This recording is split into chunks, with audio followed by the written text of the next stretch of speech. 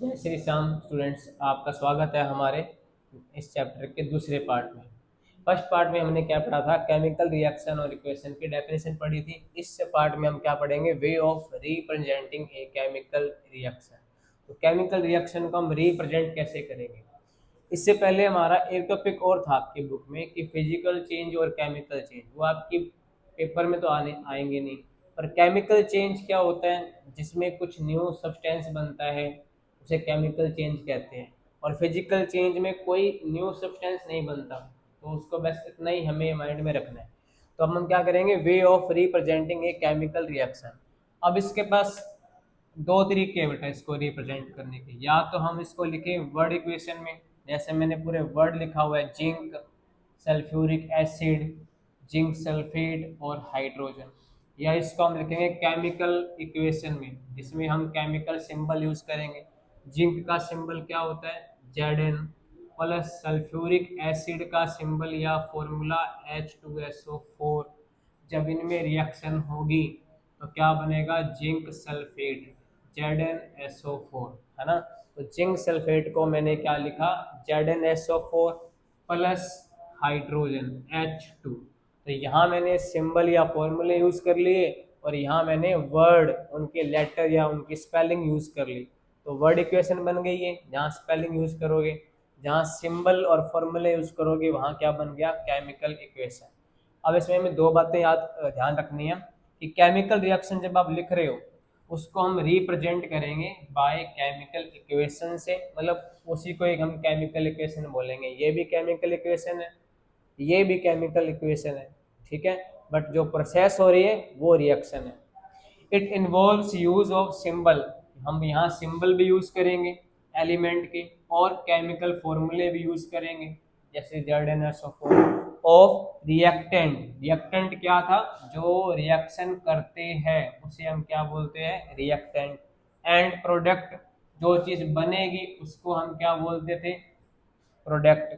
With mention of physical state, तो हमें इनकी फिजिकल स्टेट भी मेंशन करनी होती है। जिंक की फिजिकल स्टेट क्या होती है? सॉलिड। क्या होती है? सॉलिड। तो हम इसको लिखेंगे S फॉर सॉलिड।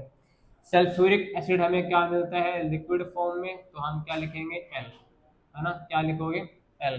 तो ये फिजिकल स्टेट भी मेंशन करनी है और केमिकल फॉर्मूले भी यूज करने हैं। नेक्स्ट, नेसेसरी कंडीशंस जो भी है, कि हम उसमें टेम्परेचर इंक्रीज कर रहे हैं, कम कर रहे हैं, या उसमें प्रेशर लगा रहे हैं, या कोई कैटालिस्ट यूज कर रहे हैं, तो उसको भी एरो के ऊपर लिखा होता है। ये जो एरो होता है ना, रिएक्शन जो शो करता है भी रिएक्शन हो रही है, उसके ऊपर हम क्या लिखते हैं?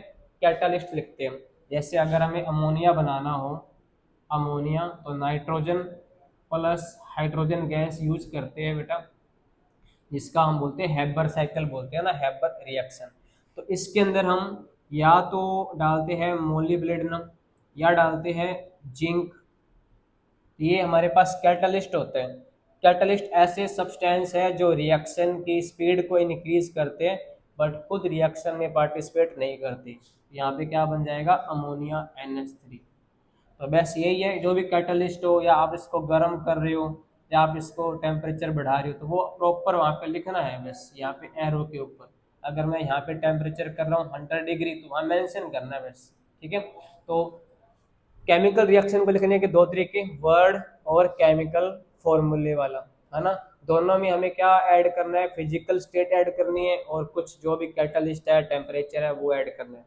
अब हम सीखेंगे कि इसको कैसे बैलेंस किया जाए, कि केमिकल इक्वेशन को बैलेंस भी करना है। अब बैलेंस क्यों करना है, पहले मैं वो आपको एक्सप्लेन करता हूँ। Why we balance a chemical reaction, है ना। केमिकल रिएक्शन को बैलेंस करने की नीड क्यों पड़ी, या बैलेंस ही क्यों करते हैं? हमारा टॉपिक क्या हो जाएगा? Balance chemical equation. Balance chemical,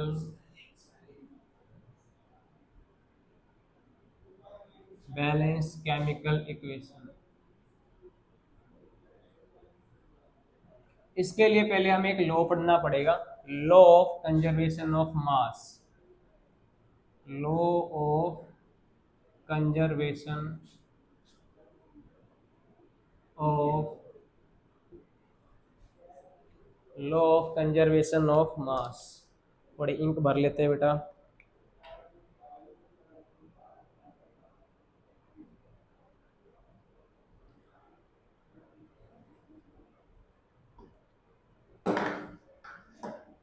law of conservation of mass.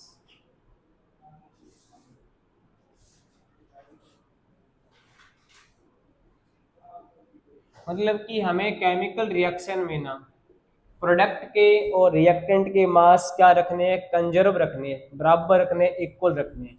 इसमें क्या होता है बेटा, in a chemical reaction, in a chemical reaction mass of product and reactant remains same. वो दोनों सेम रहते हैं, या हम इसको लिख सकते हैं और बना के, mass neither created nor destroyed. कि मास को हम ना तो उत्पन्न कर सकते हैं, ना बना सकते हैं, ना ही उसको खत्म कर सकते हैं एक ही रिएक्शन में, है ना। Mass neither be created nor be destroyed, ना हम उसको बना सकते हैं ना हम उसको डिस्ट्रॉय कर सकते हैं। तो जितना मास पहले था रिएक्शन से पहले, उतना ही मास बाद में होना चाहिए।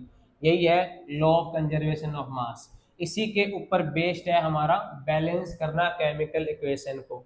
तो आपसे पेपर में क्वेश्चन आए भी, हम बैलेंस क्यों करते हैं केमिकल इक्वेशन को, तो आप क्या बोलोगे, क्योंकि हमें प्रोडक्ट और रिएक्टेंट का जो मास है वो सेम रखना होता है, या किसी भी केमिकल रिएक्शन में मास ना तो क्रिएट किया जा सकता है ना ही डिस्ट्रॉय किया जा सकता है। जितना मास पहले था उतना ही मास बाद में होना चाहिए। अब ये मास डिपेंड करता है नंबर ऑफ एलिमेंट्स पे। किस पे डिपेंड करता है, नंबर ऑफ एलिमेंट्स पे। तो रिएक्शन में नंबर ऑफ एलिमेंट्स दोनों तरफ क्या होने चाहिए, इक्वल होंगे, तभी मास इक्वल होगा, तभी हम बैलेंस करते हैं केमिकल इक्वेशन को। ओके, तो अब मेरे पास अगर कोई एक रिएक्शन है, मैग्नीशियम प्लस O2, और यहाँ बनेगा मैग्नीशियम ऑक्साइड। तो अब इसमें लेफ्ट साइड में मेरे पास O कितने हैं, आप कहोगे सर 2, पैरों में लिखा हुआ है उसे काउंट करना है। और मैग्नीशियम कितना है, आप कहोगे सर 1।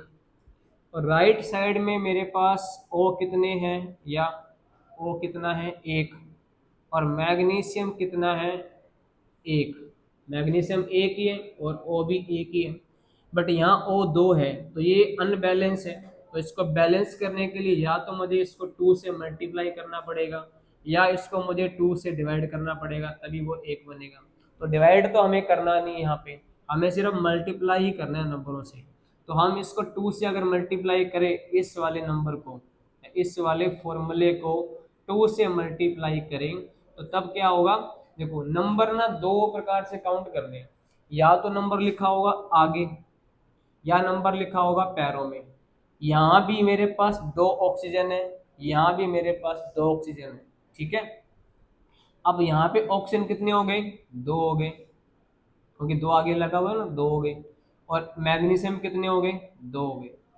हमारा O तो बैलेंस हो गया, लेकिन मैग्नीशियम बिगड़ गया। अब मैग्नीशियम यहाँ पे 2 है पर यहाँ पे 1 है, तो मैं क्या इसको 2 से मल्टीप्लाई नहीं कर सकता। 2 से मल्टीप्लाई करने के बाद अब ये मेरी इक्वेशन क्या हो गई, बैलेंस हो गई।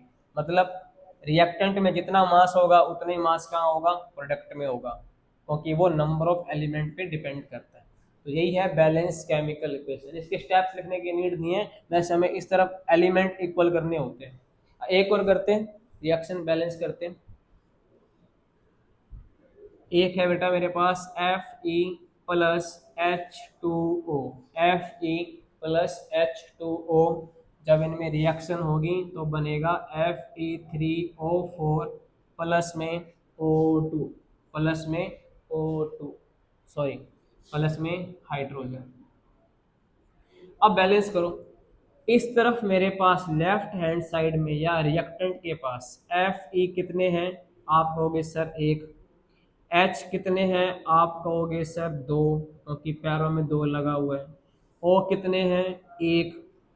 यहाँ पे एफ ई कितने हैं 3, ओ कितने हैं 4 और एच कितने हैं 2। एच कितने हैं 2। बैलेंस नहीं है ना, दोनों नंबर अलग अलग है सभी के। तो अब इसको हम बैलेंस करेंगे। देखो कॉमन देखो कुछ भी नहीं है यहाँ, 1 3 2 4 1 2 बराबर नहीं है। तो यहाँ F3O4 है और यहाँ एक एफ ही है, तो इसको तो हम एक बना नहीं सकते 3 से डिवाइड करके, हमें सिर्फ मल्टीप्लाई करना है ना बेटा। तो हम क्या करेंगे यहाँ मल्टीप्लाई करेंगे 3 से, 3 इंटू एफ ई। अब देखो एफ यहाँ पे कितने हो गए 3, यहाँ पे कितने हो गए 3, तो हमारा एफ तो बैलेंस हो गया, एक बैलेंस हो गया।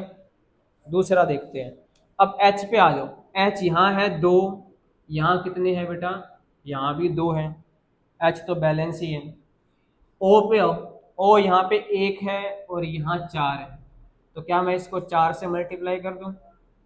अगर मैंने इसको 4 से मल्टीप्लाई किया तो ओ कितने हो गए बेटा, ओ हो गए 4। अब यहाँ भी ओ कितने हैं 4, ओ बैलेंस हो गया।